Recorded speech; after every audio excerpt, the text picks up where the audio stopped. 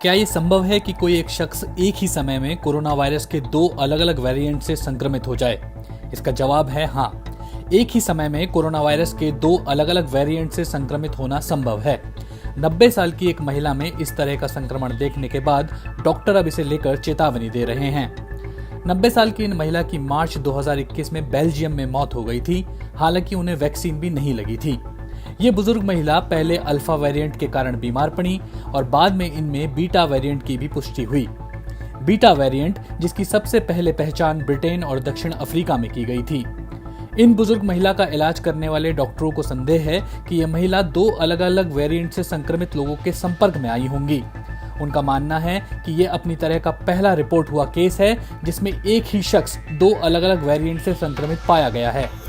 डॉक्टरों का कहना है कि ये दुर्लभ है, लेकिन इसी के साथ ये भी समझ लेना चाहिए कि इस तरह के संक्रमण भी हो रहे हैं। क्लिनिकल माइक्रोबायोलॉजी और संक्रामक रोगों पर होने वाली इस साल की यूरोपीय कांग्रेस में उनके केस पर चर्चा की जा रही है।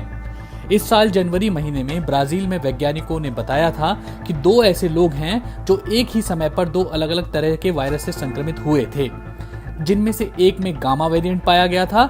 इसे लेकर भी चिंता जाहिर की गई।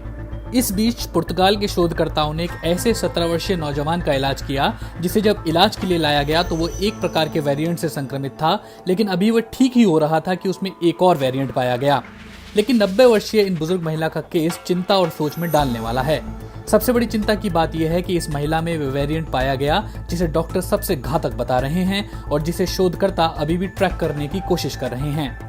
इन महिला की गिरती सेहत के बाद अस्पताल में भर्ती कराया गया था, लेकिन बाद में उन्हें सांस लेने से जुड़ी गंभीर समस्या होने लगी। जब उन्हें अस्पताल में भर्ती कराया गया था तो उनके सैंपल भी लिए गए थे। उन सैंपल्स की जांच से पता चला कि उन्हें कोविड-19 था। उनमें कोरोना वायरस के दो म्यूटेटेड वर्जन पाए गए, अल्फा और साथ ही साथ बीटा।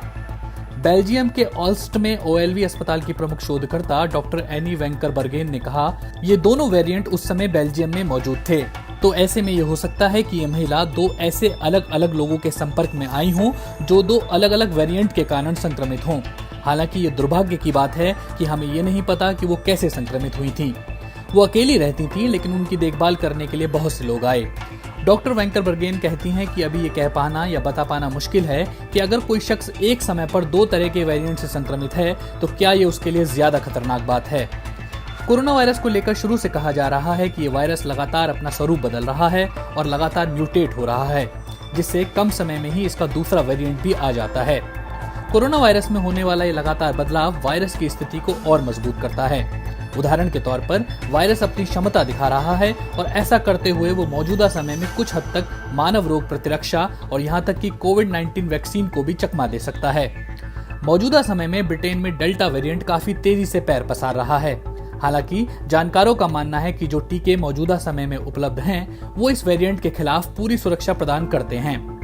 वैज्ञानिक नए कोविड टीके डिजाइन कर रहे हैं जो नए वेरिएंट के खिलाफ और भी बेहतर कारगर होंगे और इन्हें बूस्टर के रूप में इस्तेमाल किया जा सकेगा। यूनिवर्सिटी ऑफ वॉरविक में वायरोलॉजी के एक विशेषज्ञ प्रोफेसर लॉरेंस यंग के मुताबिक किसी एक ही शख्स में कोरोना वायरस के दो वेरिएंट मिलना आश्चर्य की बात नहीं है। ये अलग अलग समय पर अलग अलग वेरिएंट से संक्रमित लोगों के संपर्क में आने से हो सकता है। हालांकि वो ये जरूर कहते हैं कि इस संबंध में और अधिक अध्ययन की जरूरत है कि क्या इस तरह के दोहरे संक्रमण से वैक्सीन के प्रभाव पर असर होगा या नहीं।